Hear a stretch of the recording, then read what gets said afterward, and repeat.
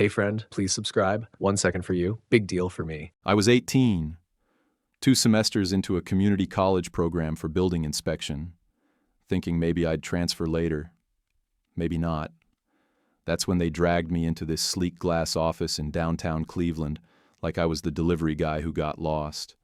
Smelled like lemon cleaner and legal fees. Exactly. My old man Russell sat there already, tapping the table with 2 fingers like he had somewhere better to be. I didn't even get a real hello. Just a nod from Mom, Elaine, like she was bracing for a car crash, and a smile from my cousin Veronica that felt about as warm as a dentist's waiting room. They shoved a folder in front of me, the kind with color-coded tabs, like they were about to hand me a dinner menu. Grandma May's estate. That's what it was about. She passed 6 weeks earlier. I'd been told, promised, guaranteed for years that her house, her savings, her shares in the family concrete company would all be split even between me and Veronica. She always called us my boys, even though I wasn't plural. She laughed at her own jokes and let me drive the riding mower like it was a race car when I was 12. Then this guy, Klein, the estate attorney, starts reading from the will like he's auditioning for a role in a bad courtroom drama. Recognizing stability, he says. That's how he phrased it. I had a rusted Corolla and a mattress in my buddy's attic. Veronica? She had a new house in Westlake, a finance guy husband named Gavin, and a baby monitor in her purse. I guess stability means a mortgage, and a guy who says synergy a lot. Before we keep going, tell us which city or country you're listening from. Let's see which corners of the world we've gathered from today. Thanks. And now the story. Elaine still wouldn't look at me. When I asked her what the hell was going on, she said, "This is better, sweetheart," like I'd scraped my knee, not like they were cutting me out of a multi-million-dollar estate. I felt sick. Grandma was worth over $8 million. I'd done the math 100 times. Half should have been mine. Now they're acting like I was being greedy just for remembering the promise. When did she change her mind? I asked, looking straight at Veronica. She was clear, Grant, she said, all neat and folded hands like she was on some morning talk show. Klein started spewing words like capacity evaluation and sound judgment and protracted litigation. Basically, I could sue, but I'd lose, and I'd lose what little I had trying. So I turned to my dad, my own father. "You okay with this?" He said. "You're too young to carry that kind of weight. I don't want to bury my son over a bad decision." That hit hard, especially since he'd already burned through my little college fund a year ago to buy a new skid steer for the company. Nobody brought that up. Gavin didn't say much, just sat there in a tailored shirt that probably cost more than my car insurance for the year. He smelled like an overpriced department store and kept smirking like this was entertainment. I didn't want to sign. I hesitated, and that's when Klein slid over a second folder. Different tone this time. This one reminded me that the Corolla I drove was technically registered to my dad. The education account Grandma set up, it was fully utilized. There was a little typed note at the bottom, real polite, suggesting I could be cut out of any further discretionary family support. Funny. I didn't remember seeing any support, so I signed. I signed like a damn idiot because I was 18 and sitting in a room full of blood relatives who'd decided I didn't count. I walked out of that building with the same cracked phone, 2 shirts in my backpack, and a rage that settled into my chest like mold behind drywall. And I still can't smell lemon cleaner without my fists curling. I'd never heard pipes scream until I moved into that upstairs room above the old barber shop. The building moaned every time the heat kicked in, like it wanted to give up but didn't know how. I paid cash once a month to a guy named Arlo who ran a vape store downstairs and didn't ask questions. The carpet smelled like wet socks and old cologne, and I had to sleep diagonally to avoid the dip in the floor, but it had a deadbolt and a roof.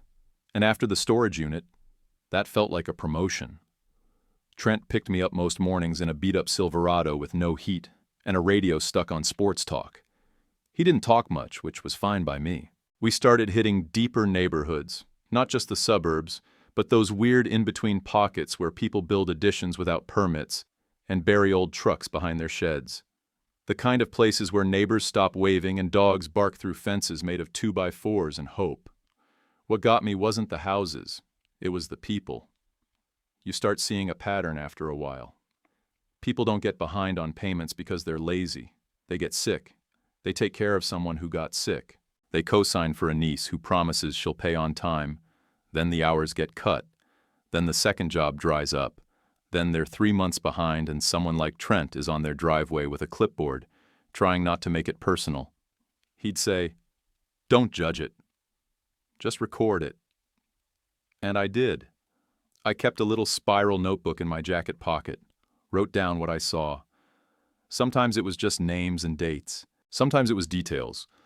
A set of dishes still in the sink, a door with 5 locks, a broken recliner, and a dusty treadmill someone clearly bought for a fresh start that never showed up. We hit one house out in Berea, where a woman, probably in her 70s, came to the door in slippers and a brown sweatshirt. Her son had taken out a loan in her name for a home remodel. Never started it.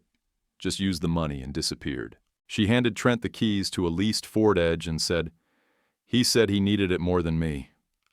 That sat with me for days. Then came the Saturday I didn't expect, Veronica's driveway. Trent was flipping through his clipboard like usual when I saw the address and froze. "You all right?" he asked. "Yeah," I said, "just tired." We pulled up, and there it was. The same white brick house she showed off on social media with captions like "First Christmas in our forever home." Gavin came to the door wearing gym shorts and a t-shirt that probably cost more than a week of my wages. His face did this twitchy fake smile thing when he saw me. I didn't say a word. I let Trent do the talking. "We're here for the Yukon Denali, VN ending in 3417. Gavin stammered something about calling the finance company Monday and a mistake with the auto pay. Trent nodded like he didn't care, because he didn't. We took the car, and I told Trent to drive before I changed my mind and cracked Gavin's front teeth on his own porch. After that, I started taking clean-out jobs on the side. Bank foreclosed homes that needed someone to pack up the leftovers and haul them out. It was depressing work. You'd find graduation photos in broken frames, expired meds in drawers, clothes still folded in closets like the family left thinking they'd be back. One time I found a birthday card on the mantel that just said, "Sorry I missed it. Next year for sure." But there was something in the rhythm of it that made sense to me. I'd stack the salvageable stuff to one side, trash the rest, and it felt like I was making order out of someone else's chaos. Maybe because I couldn't fix mine. At the library on Ridge Road, I started reading everything I could find on probate, wills, guardianship abuse. Not the legal code. That stuff's written to keep you dumb. But plain language guides. I learned about how capacity gets tested, how trusts get twisted, and how the slick ones move fast while everyone else's heads are still spinning. I made charts. I listed numbers. I built a file of people to call, not cops, not lawyers, just folks who knew the system better than I did. Elaine texted around Easter. "Come home, we'll talk."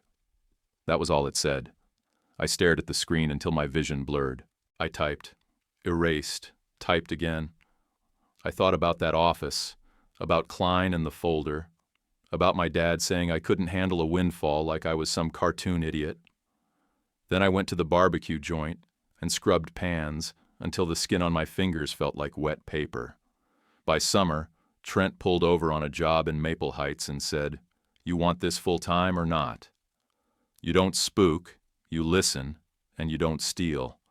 That's worth something. I said yes before he could take it back. Moved out of the attic and into the barbershop room with my secondhand mattress and a little fridge I bought off Craigslist. It wasn't pretty, but it was mine.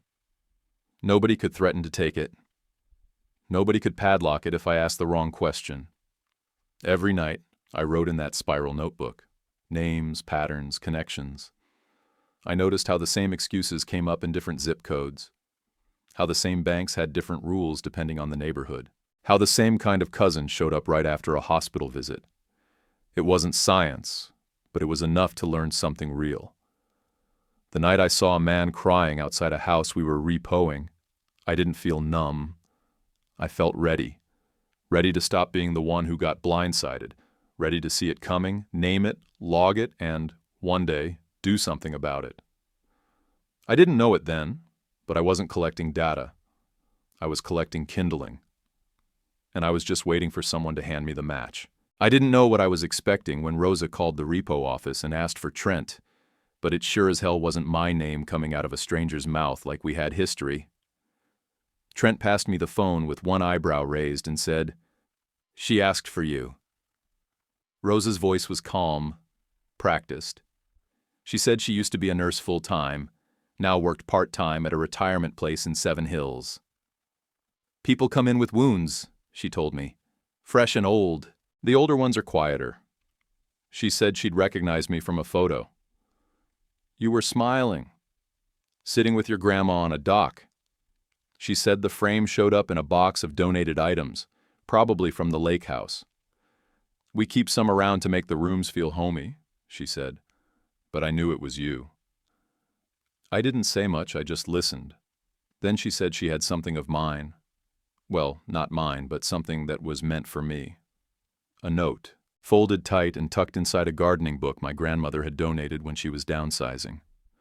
Rosa said she held on to it because something about it didn't sit right, and when she saw the picture she remembered. We met at a diner off State Road, one of those places with red booths that stick to your jeans and waitresses who call everyone honey whether you're 18 or 80. Rosa walked in wearing scrubs and a coat that had probably seen too many winters. She didn't waste time. Slid the little book across the table like it was evidence in a crime nobody wanted to talk about. She told me about a Sunday. A warm one. Said Veronica and Gavin showed up with papers and a notary who kept checking his phone. Grandma wasn't herself that day, Rosa said. Tired, confused. Cried when they left. Asked if I was still angry at her. I didn't understand what that meant at first, but then Rosa looked at me real quiet and said, "They told her something, didn't they?" I didn't answer. I didn't have to. My face did it for me. I paid the check. Tried to hand her a couple bills for the book. She pushed my hand away. "Don't give me money," she said. "Just do right by somebody. That'll be enough." And I said I would, not lightly, the kind of promise that makes your throat feel tight when you say it, because you know it's real. I went home and opened the book. The note was tucked in the back like she said. Grandma's handwriting, no question, just a few lines. "If Grant is reading this and I'm gone," I meant equal. "Don't let the loud ones decide what's right." It wasn't legal, but it was loud in a different way. Trent had a brother-in-law named Barry, who used to work for the county, something to do with guardianships and elder petitions. I asked if he could introduce me, said I had questions that needed real answers. Barry met me at a Perkins near the courthouse and brought a yellow legal pad and a dry sense of humor. He laid it out straight. Families pull the same stunts all the time. Signatures when someone's tired. Capacity claims time just right. Judges get tired of seeing the same last names attached to the same mess. But if you show up with clean records, with no agenda, just facts, Barry said, that sticks. That night, I opened my laptop, the same one I bought used for $80 at a pawn shop, and started building a template. Something simple. A way to log valuables, bank account summaries, lists of recurring bills, notes from conversations. I wasn't trying to be a lawyer, just someone who could put facts in one place before someone else rewrote them. I called it Harbor Ledger. Printed business cards at a 24-hour copy place and passed them out one by one, at churches, at grocery stores, and waiting rooms, to clients from repo runs who looked like they were drowning in family. The first call came from a woman whose dad had been tricked into refinancing his house twice by his own nephew. She didn't trust anyone in her family and asked if I could just look over some papers. I did. We flagged things, documented assets, got him set up with a lawyer she found online. She paid me $200 in an envelope and said I had the eyes of someone who'd been through it. After that, I started getting referrals in weird ways. Through a church bulletin, a guy from Trent's bowling league, even a vet center volunteer who handed my card to a widow who was afraid her grandson was stealing checks. The work put me in rooms that smelled like old coffee and Bengay. I sat with men holding war medals and women with stacks of bank statements they didn't understand but were afraid to hand to anyone else. I learned to listen without talking. I learned to ask without making it sound like a test. And I learned how deep the betrayal runs when it's done by someone who says I love you while draining your account. One case stuck harder than the rest. Al, a man in his 80s with a bad back and a photo of his wife on every wall. He told me his grandson helped with bills, but couldn't explain why so many checks had gone to something called Sports Star breaks. I looked it up, some online marketplace for collectible cards. The kid had been buying packs with Grandpa's name on the checks. I drove Al to the bank myself, sat next to him while he asked, voice shaking, for them to block the account and set up a dual signature requirement. When it was done, he sat in the parking lot with his face in his sleeve and said, "I didn't want to believe it." I said, "You still did something about it. That counts. Trent gave me afternoons off to chase more of these jobs. You've got a feel for this," he said. "Just don't forget where you came from." I didn't. I still hauled couches on Saturdays and cleaned out basements when things got lean. But I also started writing reports that people actually read. Simple, honest ones. Facts, dates, names, no drama. Just the kind of thing that made a judge go quiet and lean forward. I quit the barbecue joint once I had enough clients to cover rent and food. Kept my head down, worked quiet, stayed boring. But every night when I came back to that crooked room above the barbershop, I'd open my little cigar box. Inside it, Grandma's note. A couple hundred in cash. Spare keys. Things that mattered. I didn't know what the end game was yet. I just knew I was building something. And this time, nobody else was drawing the blueprint. Darius showed up at a church potluck with a dish of boxed mac and cheese and a file folder under his arm. We both got roped into sitting at the same folding table by an old woman who kept calling everyone sweetheart and slapping our arms like we were her grandsons. I was there for a client who invited me to just get a plate and maybe talk to my neighbor about her sister's will. Darius was there because his landlord's sister played organ and guilted him into it. He told me his story halfway through a second helping, how he'd been managing small rentals for older folks, collecting rent in cash, doing handyman work to keep roofs from caving in, patching what he could. Said his aunt lost her house after a cousin forged her name on a refinance doc and bailed with the cash. "You ever watch someone try to explain paperwork they didn't sign?" he asked. "It's like watching a drowning man try to argue with the ocean." I nodded, because yeah, I had. We didn't click right away. We just understood each other.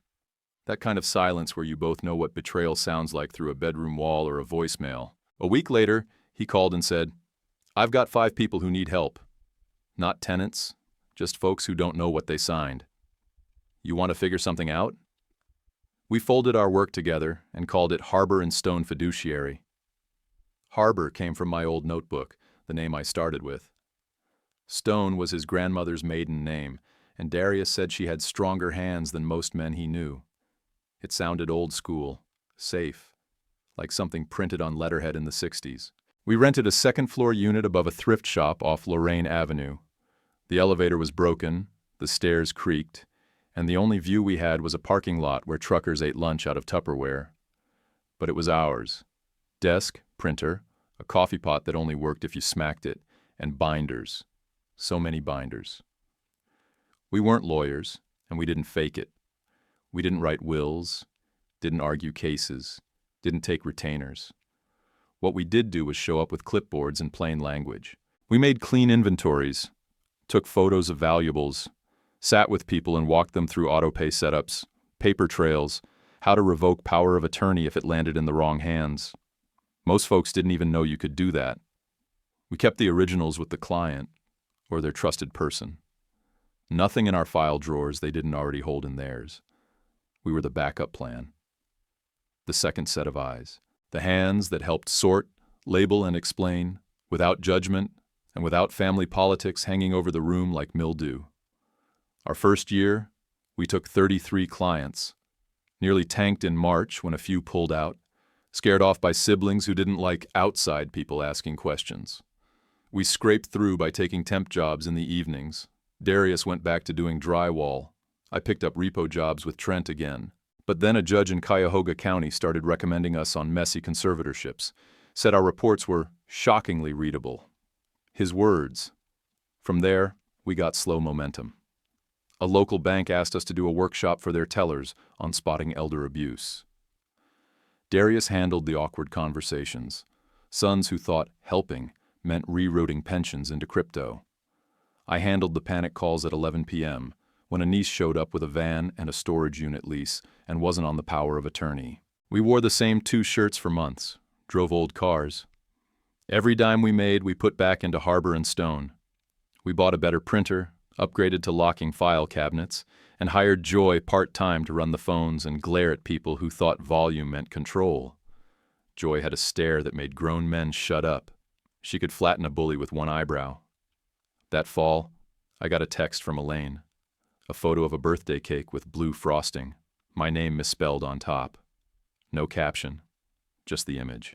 I looked at it for a long time. Then I flipped the phone over and drove across town to meet a woman whose sister was draining their mother's account $200 at a time for gas, never once taking her to her doctor appointments. I sat in her kitchen, explained what to do, handed her a checklist, and left with a mug of lukewarm tea and a promise I'd follow up. That was our rhythm. Show up, listen, document, teach. No capes, no courtrooms, just quiet damage control for people who were one signature away from getting cleaned out. We built trust by being boring. Our reports were short. Our advice was practical. We gave out lockboxes with coded keys, color-coded folders, little index cards with emergency contacts.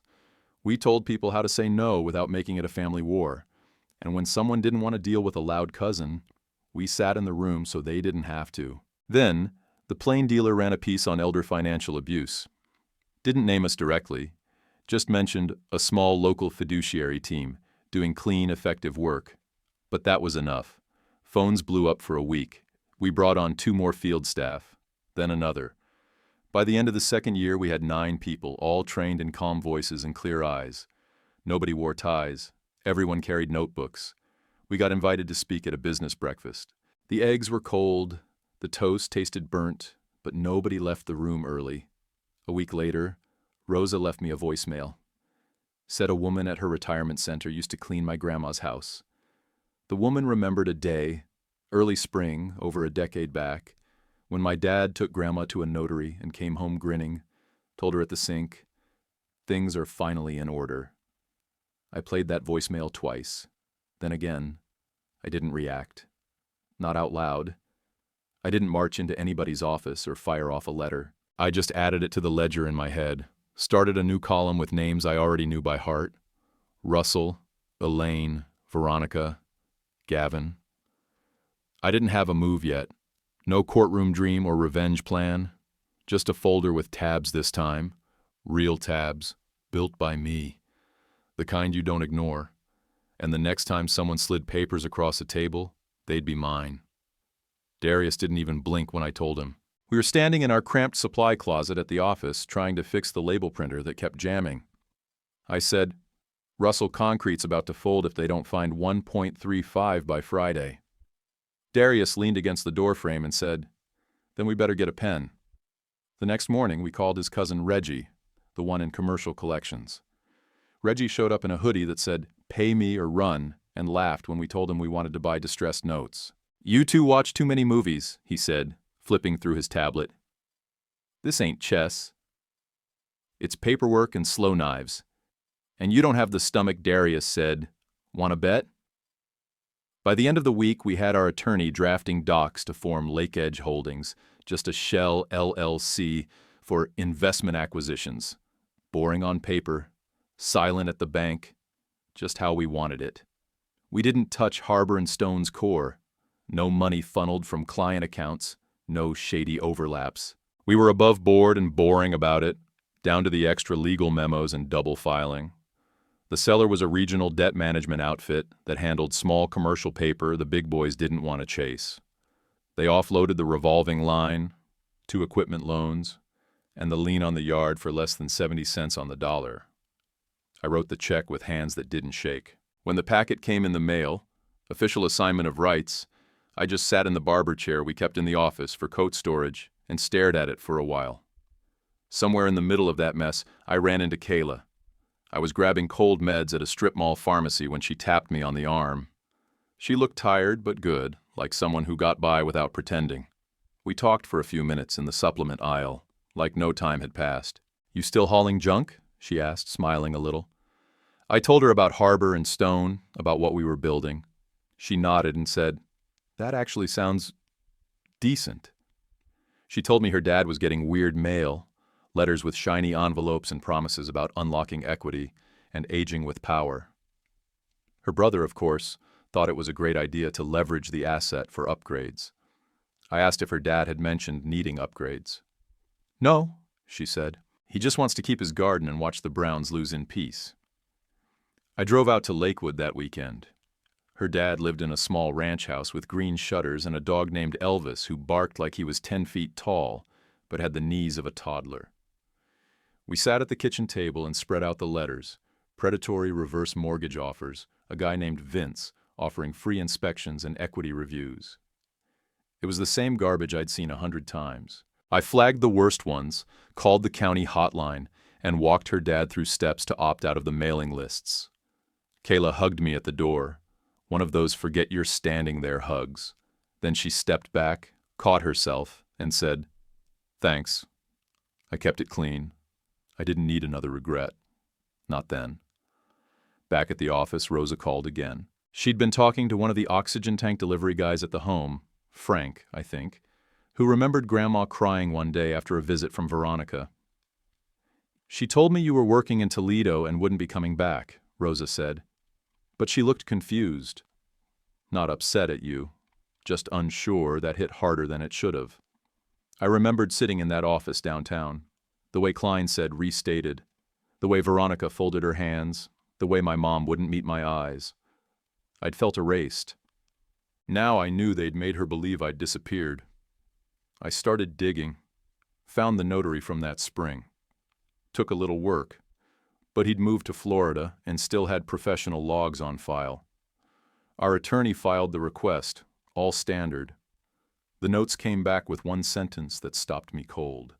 Signer upset, confused, family insisted, capacity letter in file per attorney Klein. There it was. Not a bullet, but smoke. Just enough.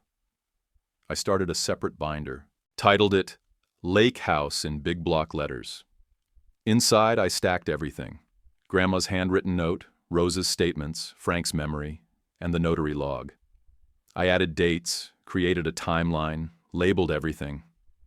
I didn't know where it was going yet, but I knew the paper mattered now. Then, 2 months later, Luis called. He said, "You didn't hear this from me, but your folks need 1.35 by Friday, or they lose the trucks, the yard, and the office with that sad fake ficus in the corner." I stared at the receiver for a second and said, "Appreciate it," hung up, looked at the wall where we kept our field maps. I'd written Russell Yard in pencil weeks ago just to see what it felt like. I turned to Darius and said, "It's time to see if the concrete's cured." He didn't ask for details, just nodded and opened a drawer to start pulling the purchase agreements. We had everything, the assignment letters, the security interest, the default clauses. They were late, behind, leverage to hell. We didn't need a judge. We just needed a meeting. We scheduled it for Thursday afternoon, a rented boardroom downtown with brick walls and industrial light fixtures. Made it look like success lived there. While we waited, I ran the Lake House file one more time. Timeline, voice memos, quotes. I added a few lines from that day in the notary log.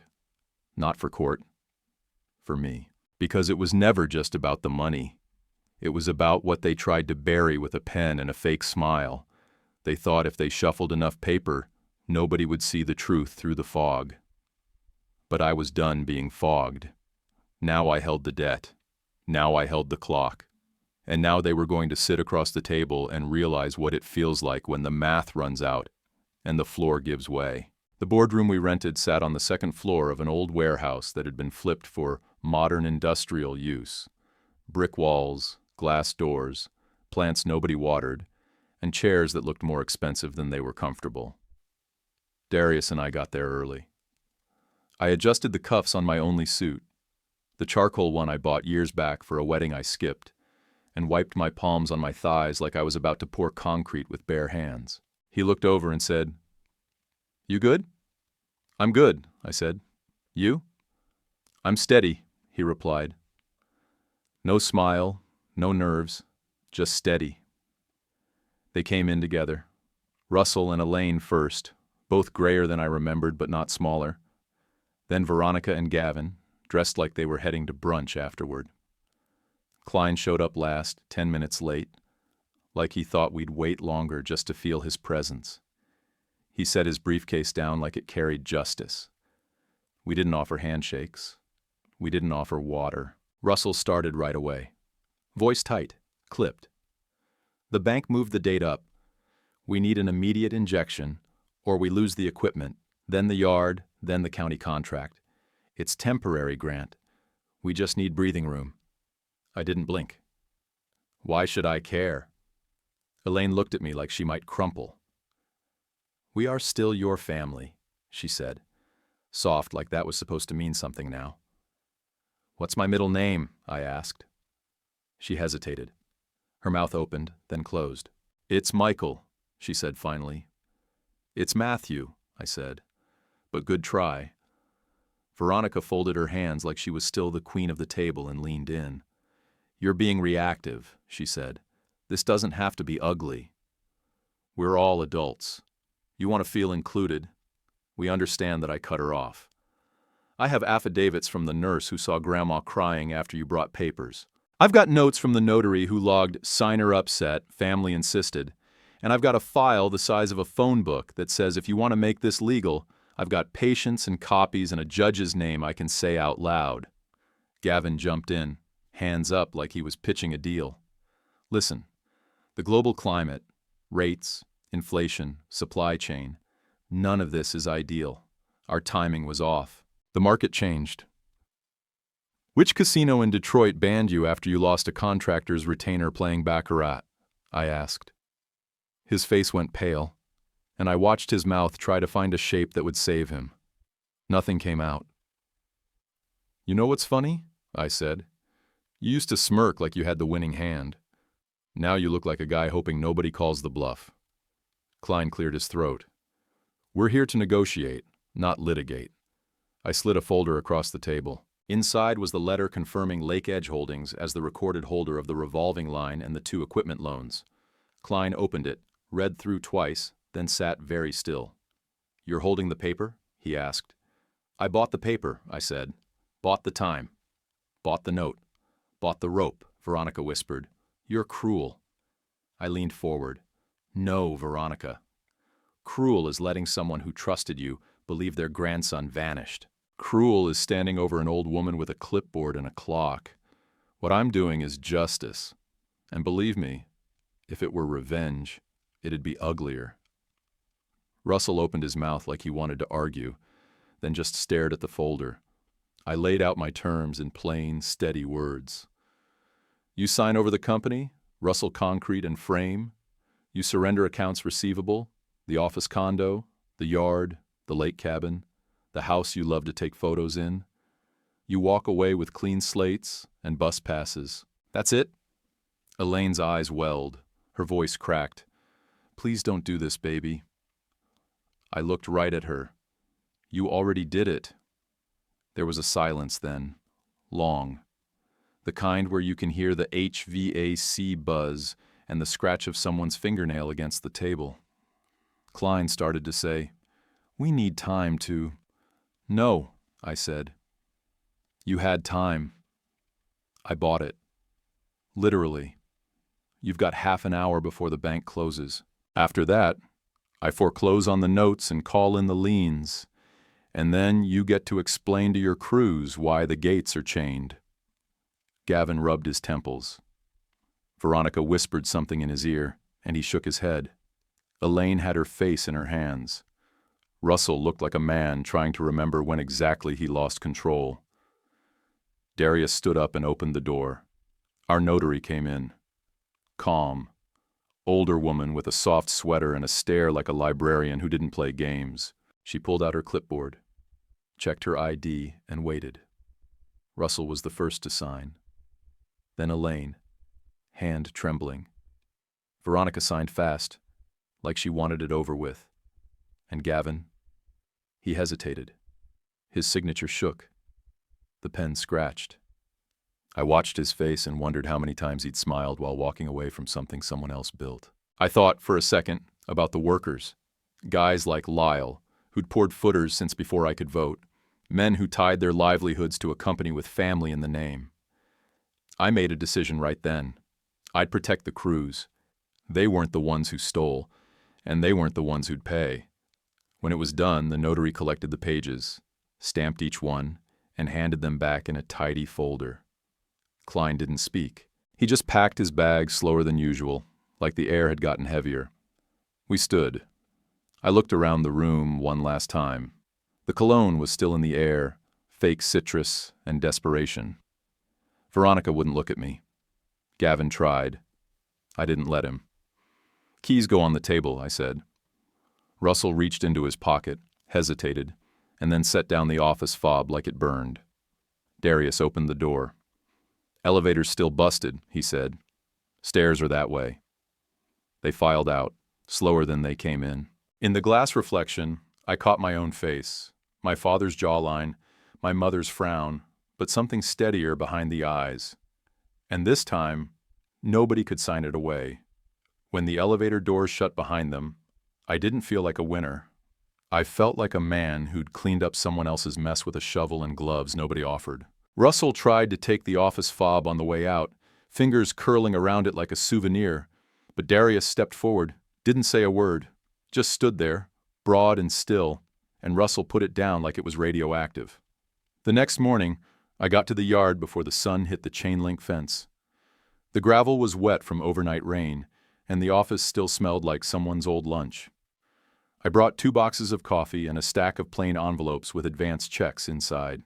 Lyle, the foreman, was already there. Sleeves rolled, hands like boat paddles. He looked up when I walked in. "Thought you'd show," he said. "I said I would," I replied. "Company's under new ownership. The rules don't change. Show up, do the work, don't lie. You'll get what's owed Friday. No tricks." He nodded. "We poured a lot of footers for your grandma." "I know," I said. And that was the end of it. No speeches, no handshakes, just work. I called the county and told them the company was stabilizing. New ownership, clean books, obligations intact. They were skeptical until I sent the documents. Then they were quiet and professional, which was all I needed. Next, I called the equipment representative. The lease payments were a mess, late, overpenalized, bloated with fees. I went line by line, didn't argue, didn't grovel. Just persistent. Boring, like I'd learned from Trent.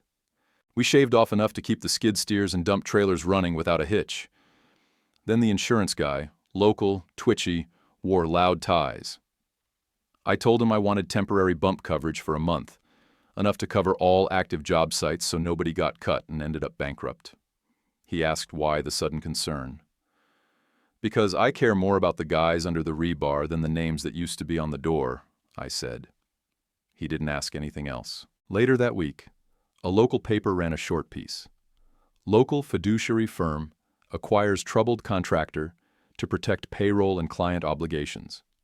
They called me hard-nosed. I didn't correct them. The article talked about elder abuse in generic terms, didn't name names, didn't drop drama. That was fine. I wasn't there to shame a city. I just wanted certain people to see it and remember I wasn't the floor anymore. That night, Kayla called. Her voice was tight, clipped. "It's happening again," she said. Her brother had convinced their dad to sign a temporary power so he could speed up some house upgrades. I said, "What upgrades?" She said, "None." The plumber showed up 2 hours later, asked where the checkbook was before he even looked at a pipe. I drove over with 2 folders and a notary. We unwound the mess in 45 minutes flat. Her dad looked at me like he was holding shame in one hand and gratitude in the other. He asked what he owed me. I said, "A barbecue when the weather warms." He smiled and said, "With ribs." Rosa came by the office the next morning with a Tupperware of banana muffins that looked like they'd survived a war. She didn't ask questions, didn't bring up Grandma or the house or anything. She just looked around the office, at the shelves of binders, the wall of field logs, the case files stacked by last name, and nodded like she approved. I pulled Grandma's note from the safe and showed it to her, still in the plastic sleeve. She touched it with 2 fingers. "She was soft," Rosa said. "But they mistook that for weak." "So did I said. The quiet twist came on a Thursday. A man walked into the lobby like he owned the building. White shirt, big belly, expensive haircut gone to seed. Said his name was Vogel, Veronica's father-in-law. Joy gave me a look and buzzed me. "He says it's urgent," she said, half laughing. I brought him into the side room. He dropped a folder on the table and opened with, "If you think you've bought the last of the paper tied to your family, you're wrong." I raised an eyebrow. "Let me guess. Gavin borrowed from you?" "He borrowed from a partnership I manage," Vogel snapped. "And if you don't want the lake cabin locked down with liens, you'll work with me." I leaned back in the chair. "You want to throw him under the bus? Fine. Just don't use me as the bumper." He looked stunned. Not used to being talked to like that. "These little companies of yours," he started. Joy must have heard him because when he left, she was laughing so hard she had tears in her eyes. "That man just got told to sit in line and didn't even know it." The next day, Klein sent a letter, full of legal fog. Implied the signatures were given under distress and might not hold up under deeper examination.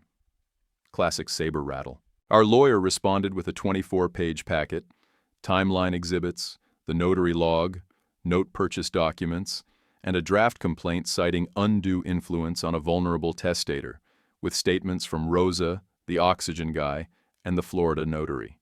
The whole packet was quiet, clean, and fatal. Klein didn't write back. That week, for the first time in over a decade, I slept through the night. Not because the money was fixed. It wasn't. Most of it went to back pay, job site stabilizations, and filing fees. I wasn't rich. I wasn't even clear. But I felt something set straight that had been warped so long, I thought it was built that way. And I didn't gloat. I didn't post. I didn't pop champagne. I went to the job sites, brought coffee, watched the guys pour and level and edge like they'd been doing for years. I stood under a bridge we were forming, light rain hitting my shoulders, and thought about Grandma's hands in soil, not Russell's in ledgers. I remembered how she used to hum when she gardened. Never sang, just this quiet tune with no name. And I realized that if she'd seen all this, the binders, the paperwork, the crews still clocking in, she wouldn't have said much. She just would have nodded, and then gone back to planting.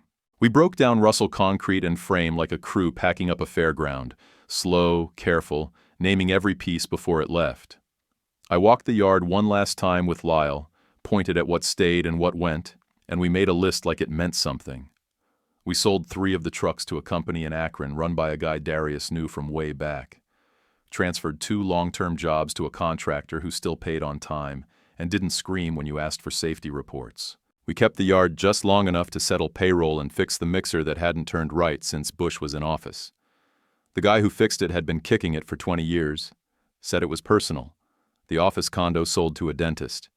She liked the windows and said she didn't mind the floor slanting a little. Said it made her patients sit straighter. The yard went to a recycling company at auction. They promised to keep the gravel piles and not level it for condos. I didn't care what they built. But the idea that someone still saw it as useful, after everything, meant more than I wanted to admit. The lake cabin was trickier. It was covered in liens, Vogel's, Gavin's, 2 I didn't even see coming. And the whole place smelled like mildew and lake rot. But after we dug through the red tape, we handed it off to a nonprofit that set up short-term housing for men with nowhere else to go. Men like Al, who'd been siphoned by their own family, left standing in their socks in homes they paid for. The cabin had rotted decks and a broken chimney, but it had a roof. Sometimes that's all a man needs. Veronica sent me a photo one night. No words. Just an empty living room. Floorboards, blank walls, a curtain rod still up with no curtains. I stared at it for 10 seconds and closed the message. Didn't respond. Russell left a voicemail that started with son and ended with Grant, and I stopped listening halfway through. Deleted it. I didn't need to hear him grope for words like he hadn't already used them all on himself. You can drown in a well even if it's dry.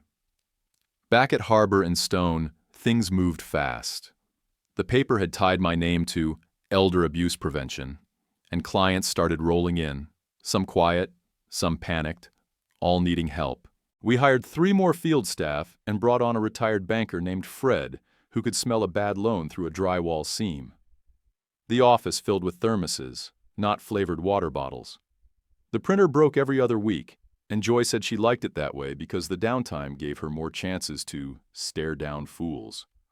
One afternoon, I drove past Grandma May's old place.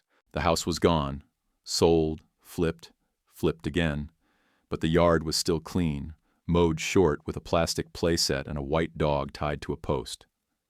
I parked across the street and waited until the family inside drove off.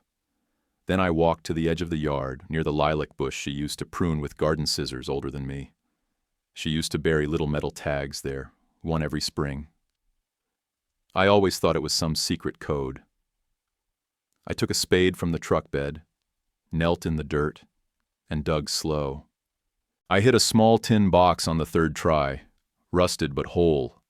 Inside was a photo of me and her with dirt under our nails, sitting in lawn chairs with our socks pulled high like we thought it was cool.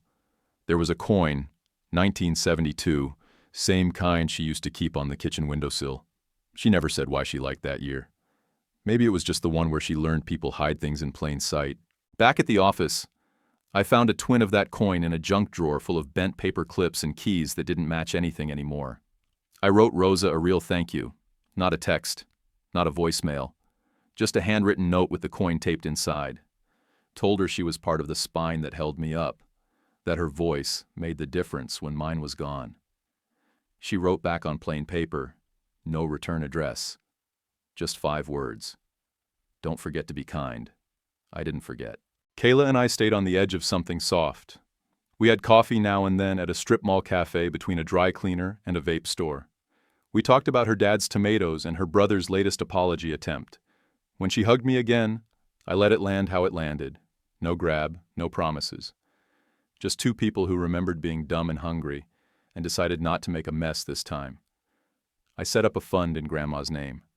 Nothing with press or plaques, no scholarships, no board meetings. Just paid a few overdue property tax bills for 10 seniors that winter and covered a roof repair for a man whose nephew meant to handle it. But never did. Good deeds don't erase what's been carved, but they fill in the cracks enough to let you walk without limping. The only thing I held on to with teeth was Klein. I didn't ruin him. That would have been too easy and too small. I hired him. Not for show. For compliance. Made him go through our documentation like anyone else. Paid him a salary he would have laughed at 5 years earlier. He shook my hand like he'd swallowed a thumbtack.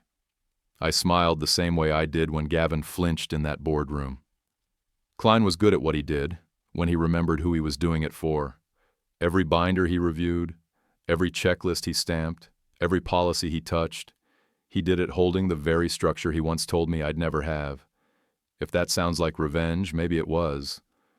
But it was slow, soft, and earned. Sometimes the best way to return a blow is to build something they said you couldn't, and hand them a copy of the blueprints. People still asked if I forgave them. I never had a clean answer. Forgiveness isn't a light switch. It's a faucet that leaks on certain mornings and drips quieter when you get around to replacing the washer. Some days I felt steady.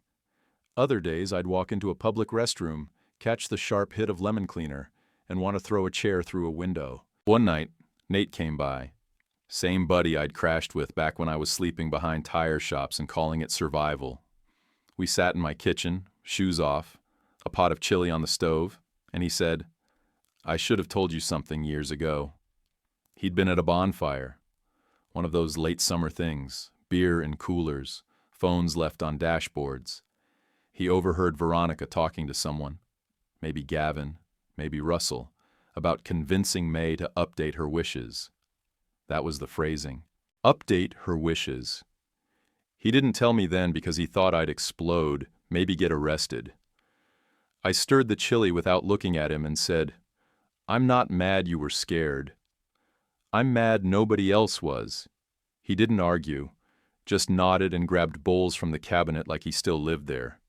The day we finalized the sale of the yard, last signature, last set of keys, Russell showed up across the street. Just stood there, hands in his pockets, watching the gate close like it was the last scene in a movie where the ending doesn't get rewritten. He didn't wave, just stood, looked older, smaller. I thought about walking over, about saying something that might land soft, but I didn't. Sometimes the kindest thing you can do is not say the thing that'll leave a scar on both of you. Elaine mailed me a letter. Real mail, handwritten. Ink shaky, like her hands had started to tell the truth even when her voice still couldn't. She wrote, "I should have held you tighter in that office. I should have told them no." For the first time, I believed her. Not all the way, not clean, but enough. Still didn't invite her back in. Boundaries aren't just lines you draw once and forget. They're fences you keep painted so the rot doesn't creep in when you're not looking. I drove to the cemetery that Sunday, took a thermos of coffee and sat on the grass next to Grandma's stone like it was a regular visit and not a one-sided confession. "I said it right," I told her. "Took me longer than I wanted, but I did." A groundskeeper passed, nodded like he saw it all the time. Probably did. I remembered how she used to stash notes for me in the freezer behind the frozen peas. Said it was the last place a thief would look. She was right. Dumb and sweet and right. Back at the office, we took a case that stuck like a sliver. A daughter sewed cameras into the curtain linings in her mom's living room. Said her brother was borrowing heirlooms, jewelry, medals, old coins. The footage caught everything. We handed it to a detective and sat with the mother while she cried. Darius and I didn't say much walking out. Then he said, "Everybody thinks wolves look like strangers." And I said, "They don't. They look like Christmas photos." Kayla's brother sent a text not long after. Called me a vulture. Said I was sniffing around other people's pain for profit. I didn't respond. 6 weeks later, he got fired from the big box home store for stealing out the back door. Called our office asking if we were hiring. I told Joy to handle it. She said, "I'm not wasting toner on that kind of resume." I didn't hire him. Not because I was bitter, because I don't train men who lie for sport. A week later, Al, the old man with the card-collecting grandson, mailed me a picture of his new porch. Built it with his neighbor. Clean wood, straight cuts. No paint yet, just raw. Taped to the back was a note. Still got the checkbook. Still mine. I sat in my truck outside the hardware store and laughed so hard I had to blow my nose into a takeout napkin. A few days later, I went back to the diner where I met Rosa. Same corner booth. Ordered the same coffee. Left a 50 under the salt shaker and walked out before the waitress could ask anything. Felt like pushing a rock that didn't roll back. That night, I found the cigar box. The one with Grandma's note. The coin. The binder tab labeled Lake House. I held it in my lap for a while. Listened to the quiet. For a second, I heard Russell's voice in my head. "You'd waste it." And I wished he could see that the only thing I ever wasted was time spent trying to impress men who didn't clap when you stood up straight. Years later, when I told the story, I didn't paint myself as the hero. I didn't make them the devil either. We were just people who made choices, told ourselves we had reasons, and then tried to outrun the bill. That doesn't excuse any of it. But it does mean I know what kind of story I'm in. Not a fairy tale, not a tragedy, just one of those long, slow, reckoning stories where no one walks away untouched. The papers said I was ruthless, that I turned a family business into severance checks, structured settlements, and a lake cabin with a new lock for men who needed their own keys. They weren't wrong. My corners had sharpened by then. But none of them printed the part where I brought coffee to the yard and stood in the rain beside Lyle until the concrete set just right. That part never fits in a headline. People asked why I didn't keep the house Veronica staged for her photos. Because I didn't want it. I didn't want furniture that whispered my name in her voice. I wanted rooms that were quiet. Places where the air didn't keep receipts. Give me an office with overstuffed binders, a truck that turns over every morning, and a small yard where I can dig in the dirt without asking if it's okay. Harbor and Stone kept growing, slow and solid. We didn't get sleek. We still use paper forms. Field guys still keep pocket notebooks, grease-smudged and half-torn. Judges thank us for writing in plain sentences, and every time, I think about Klein's old showboat memos and smile into my coffee. Rosa still drops off muffins sometimes. Same tin tray, same dish towel folded over the top. She never asks for updates. She just looks around the room, sees the binders, and nods like she knows. That gardening book she slid across the table? That was a key. She didn't ask for a thank you or a favor, just wanted me to do right by somebody. I've tried to keep that assignment, even when it's messy. I don't talk to Veronica or Gavin. I heard from a cousin they moved 2 towns over and rent now. Gavin tells people he left finance to consult. Maybe he consults his reflection. I don't care. That's not bitterness. That's peace. Russell got sick one fall. Elaine called. I went. He looked thin, wore the hospital gown like it weighed too much. He said, "You turned out steady. No warmth, no pride, just fact." I said, "Took me a minute." We watched a game show until the nurse came in and tapped my shoulder. I walked to my truck and felt something shift in my chest. Not forgiveness, not pity. Just the weight sliding off because I didn't need his permission anymore. Kayla married a decent guy. I went to the wedding, wore a clean shirt, left after cake. Her dad danced slow to a song he didn't like and smiled the whole time. Later that year, we built him a ramp for the front steps. He paid us in burgers and paper plates. Darius said, "Best job we had all month." And I didn't argue. Sometimes I drive past the lake. Where the old cabin stood, there are now neat little cottages, small porches, fold-out chairs. I've seen men sipping coffee in the early fog, sitting quiet with no one telling them what they owe. I don't need to go in. It's enough to know something ugly turned into shelter. If you're waiting for a clean lesson, here it is. You don't have to drink the poison just because it's poured by someone who shares your last name. You can pour it out. Fill the glass with water. Hand it to somebody who needs it. You can be the man you needed when you were 18, broke, angry, and told you were too soft to keep anything that mattered. And if you do that long enough, one morning you'll step into your yard, dirt under your nails, coffee in hand, and you won't smell lemon cleaner anymore. You'll smell lilacs and wet soil and the life you built standing on what they tried to bury. If your family stole your future, would you take it back or let it go? Drop a comment, even just good story or your take.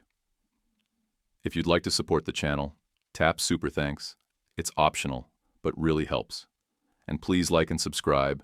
Huge for us, easy for you. YouTube picked this for you. Tap it. Let's see if they guessed right.